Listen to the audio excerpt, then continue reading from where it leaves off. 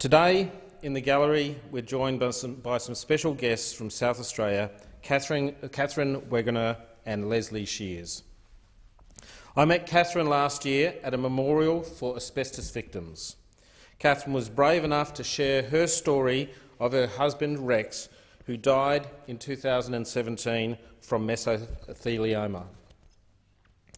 Catherine and Rex's story is sadly one of the many tragic tales to emerge as a result of the deadly dust known as asbestos.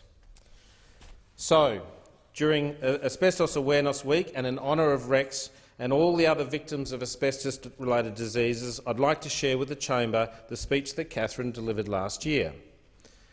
Catherine's husband, Rex Elliott Wegener, died in 2017 at the age of 75 of mesothelioma. I'd like to tell you the story of the life of a man who went to work and died because of it.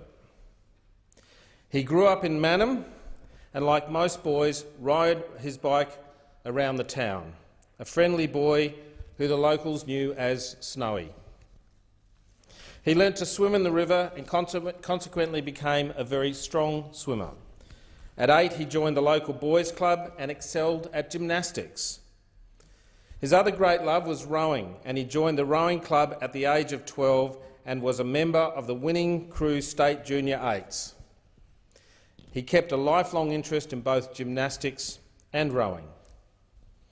At 17, he was fortunate enough in getting an apprenticeship with the PMG, now known as Australia Post. While doing his apprenticeship in Adelaide, he continued his gymnastics for the next 4 years. He joined the Goodwood Saints Football Club, but found he was the wrong size for the big boys' elbows, and after being wrapped around the pole twice, he decided football wasn't for him. He was awarded Apprenticeship of the Year and was given a set of tools from the Lions Club, which he kept and treasured all his life. On completion of his apprenticeship, he moved from Adelaide to Woomera, to Broken Hill, to New Zealand and Melbourne, where he settled. And that was where he first came into contact with asbestos. At that time, it was the go-to product, and no negative information was known or imagined by the workers. He continued carpentry and building houses all over Melbourne. He loved his work and he took pride in his good name. He played golf and tennis. He was community-minded. They moved to Goolwa 13 years ago. He liked to keep fit and walked 3 kilometres each morning before breakfast. One day he returned saying, "I found it too hard to breathe in the last K." He cut his walk down to 2 Ks. Then he didn't have enough breath for 1. This was a man who had been healthy and active all his life and never had to go to the doctor with health problems. But the breathing was becoming a problem. He had to sleep sitting up in his chair, and all the time his health and energy was being slowly sapped away by a disease that was unknown to him. Eventually, he went to the doctor, and when told he had fluid on his lungs, Catherine and Rex had no idea what a terrible journey they were beginning. Finally, when diagnosed of mesothelioma was given, they were ignorant of what that meant, how to spell it, and like me, how to pronounce it, or what lay ahead.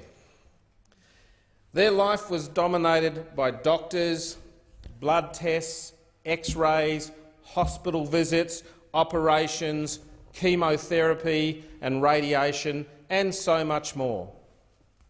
And so many specialists, sometimes they had no idea to whom they were speaking. But none of them ever helped them to understand the disease or the path it would take. It was Cat Burge, the president of the Asbestos Victims Association, who answered their questions honestly and gently. They began to realise a little of what was ahead. Kat suggested a visit from 2 volunteers, and Maxine Williams and Lesley Shears came to Goolwa. Rex was in so much admiration of these 2 women, who both had lost their husbands to mesothelioma, but were there to help them. They remained a constant presence throughout the ordeal. His lung was being drained each day by the South Coast district nurses until one day he told the nurses he had lost the energy to walk, and when she suggested hospital, he said he wanted to stay at home. Her answer? That's all right, Rex, we'll bring the hospital to you. And they did. He never left the bed and went down very quickly. The palliative care nurses took over, and Catherine and Rex were grateful to them. The pain was intense, and the morphine patch of the highest level available was not enough, so liquid morphine was added, plus other drugs to help. This is a most dreadful disease, and Rex died of it because he went to work. Catherine is appealing to those of us in positions of influence and responsibility, senators and members, governments, employers, unions, and just anyone in the general public, to have the courage to speak out and seriously commit to safeguarding the workers of Australia. It's been said that for Australia to be asbestos-free is a big task. Well, Catherine went to a conference on asbestos and heard these words: How do you eat an elephant? One bite at a time. That's the story that many families face right across Australia. I am privileged to have been able to share this story on behalf of Catherine and Rex. Before I conclude, I'd also like to thank the volunteers of the Asbestos Victims Association. They're a community-based organisation run entirely by hard-working volunteers that offer support, information and advocacy for people with asbestos-related diseases and the wider community. I'd encourage all my colleagues in this place to support their local Asbestos Victims Association by taking out a membership and taking part in the important information seminars and events they offer to the community. Thank you.